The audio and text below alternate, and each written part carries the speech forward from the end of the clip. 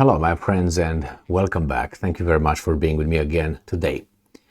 I think we are in bad shape when a dictator, Vladimir Putin, has an approval rating double of a democratically elected, fantastic leader of the free world, Biden. I just have a few statistics here and polls of opinion, and we find out that Putin has about almost 80% approval rating, and Biden has just a little bit above 40%. Now, how is that possible? Well, you might say, well, the Russian propaganda is doing a good job. Okay, but that means the US propaganda is not doing a good job. Or you might say, well, you know what? The Russians are not as sophisticated as the Americans, as I've been told in the United States of America. Unfortunately, that's what I've been told. And I said, yeah. And you guys elected President Obama 2 times. You're very sophisticated. Got it. And then you had other things. Anyway, because these guys were attacking others. And I say, wait a minute. Why are you talking? Look here. So anyway, let me show you this little opinion polls here. And we have first one from Sputnik, and it says almost 80% of Russians believe Putin doing a good job. I also have some other articles here showing or supporting these claims, these findings. The majority of Russian citizens, 76%, have positively assessed the work performance of President Vladimir Putin and expressed confidence in him. A poll conducted by Russia's Public Opinion Foundation, FOM, showed on Friday. And I know, some might say, Russian Public Opinion Foundation.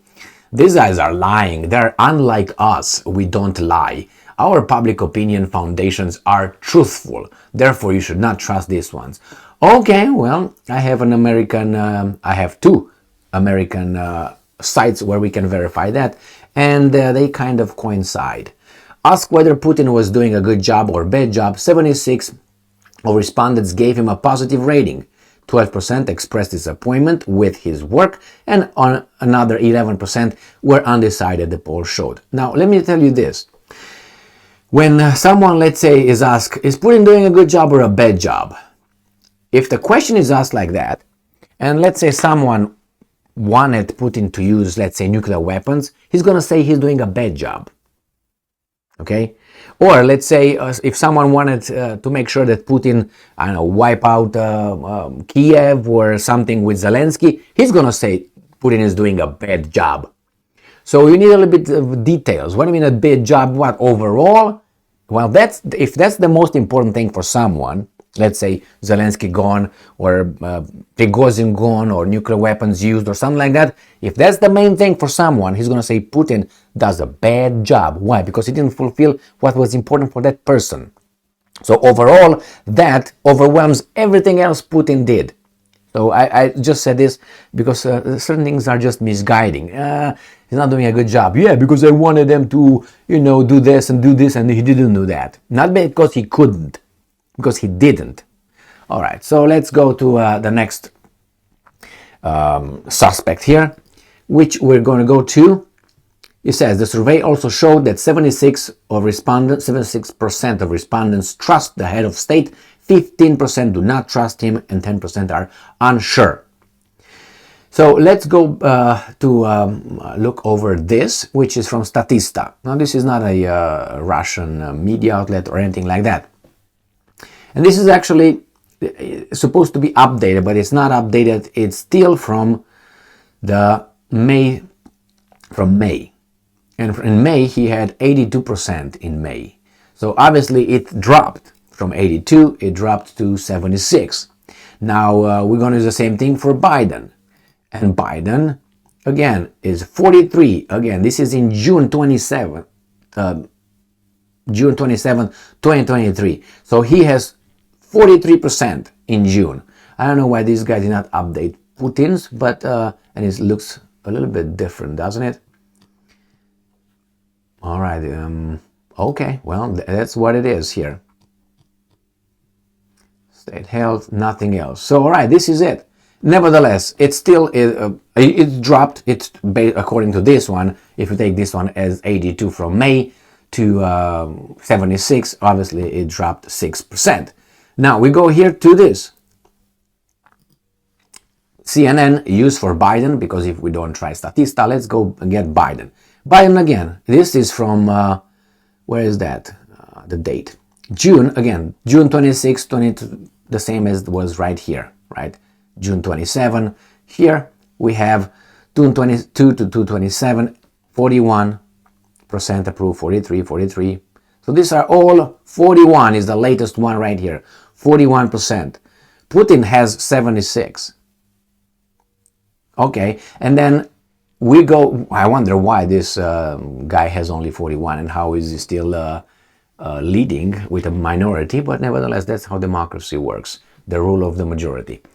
And then we have this article that comes to tell us Putin's approval falls as experts name possible successors. So they're very happy about it, obviously, and this is the Times, money, blah, blah, blah. And they tell us how, I'm not going to subscribe because I'm cheap. So let's go back. I can find the same article in other ways. Not cheap. I like when those guys, they come with these little things that say subscribe here, or I'm not smart, or I'm not wise. Okay, something like this. Or don't subscribe something, so you put on that I'm not wise and you get the hell out, like I just did. So anyway, first, Putin, the dictator, has such a approval rating that I don't think American presidents ever had under I don't know what kind of circumstances. First one, Biden, again, has 40, 41, 42, 43. These guys, oh my God, his approval rating are falling, are tanking. Tanking from 82 to 76. And Biden is at 41, 42, 43. From 39, 37, 30, whatever. So what's going on there? How come the Russians support their dictator? And I didn't use only the Russian statistics. I used the Statista. And I'm pretty sure that if you go and check and verify others, you're going to find the same results. Now, I know that the Russians click are always lying and we click never. But hey, what can we do? We work with this kind of weasels all the time, right? So what could be the reason? Is it because the dictator does something that his populace, the population wants? Well, then if he's a criminal, then would you imply that the population is also responsible? Well, if the population is also responsible according to this connection, obviously they support a criminal committing crimes in Ukraine. Therefore.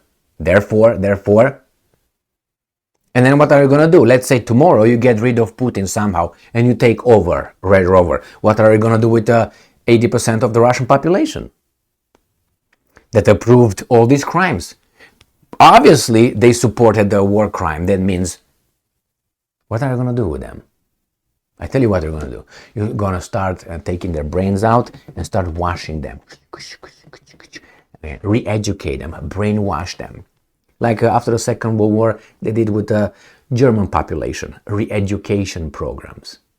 So, well, they will work hard with their media to change an attitude and so on. Even though I don't think it's going to get to that point because Russia was already indoctrinated by Putin for 20 years. Okay, all right. And these guys are not doing the same thing. No. We're just different, man. We're just different. Do you mean better? Or different? Because different could be better or worse. So which one is it? Obviously, you're not worse. You're better. So if you're better, that means, are you superior? Second World War. You see, you get yourself caught in your stupid ideology and pointing fingers at others and labeling them and giving them attaching all kind of bad connotations and all that. What are you going to do with 80% of the Russian Federation population if Putin goes away and you take over? Obviously, they're bad dudes, according to you, because this is a bad dude. But this bad dude is supported by those other bad dudes. You can make shit up. Because if you use the same thing, then think about the atomic bomb drops on the 6th and 9th of August 1945. Was that supported by the American population? Well, if it was, we're on the same thing. War crime, leader, population. Were they guilty of that? Well, but that's not a war crime because they blew up two Japanese cities. They killed about, 300,000 people or something, or 200,000 people. Even if I give you 50,000 people, which is obviously not true, it's more than that. It's between 150 and 200 or some, or even more. Anyway, that was somehow not considered a war crime. That's just an attack. An attack. Remember when the Russians, if they do, and I think they do, hit civilian infrastructure in Ukraine, that's called a war crime. Attacking civilians and all that. When these guys use drones to attack Moscow and they hit residential buildings, that's an attack. That's not a terrorist attack. No, they don't cause panic and terror. No, that's an attack. These guys, the other way, the same thing is an attack. Here is a terrorist attack and war crime. All right, so yeah, because when we do it is an attack, when they do it is a war crime. Let's put it this way. The same thing with Iraq. Yeah, they were freedom fighters and the other ones were terrorists, and depends who support us. If those guys are supporting us, they're freedom fighters and A-OK guys, regardless of whatever, all right? But if they don't cooperate with us, then they are terrorists, they are insurgents, they are okay? We already know that. History provided, not history, the US government's decision to invade certain countries and bombard other countries gave us these terms that now you have to use. And you have to click, how do we call these guys? Are they with us? Yeah, it doesn't matter what they do. Okay, they're this. Are they against us? Oh, it doesn't matter whatever they do. We're going to call them this way. And you consider this an adult world with a rule-based global whatever? Is that international? No, this is a kindergarten-like mentality. These guys are using it every day. You know why? Because it works. Because we have infantile, educated society. How? You give them diplomas. They got diplomas. I'm educated. Okay, tell me the capital of Bangladesh. Okay, tell me the population of, let's say, Serbia. But I'm educated. I graduated a college, university, Ivy League. Go and ask Ivy League. Yeah, go and ask George W. Bush II. He graduated. He went to prestigious Ivy League, Yale and Harvard. Oh, you take Obama, another one that, he's he's not very. I haven't heard anything that guy said to say, well, he makes point, man, he's deep. Never, but he graduated. How? Now that the affirmative action is gone, what can we do? And besides, didn't they say, I know it was a conspiracy theory, that he got over there as a foreign student or something? I don't know if that's true or not. And it doesn't really matter. It doesn't really matter.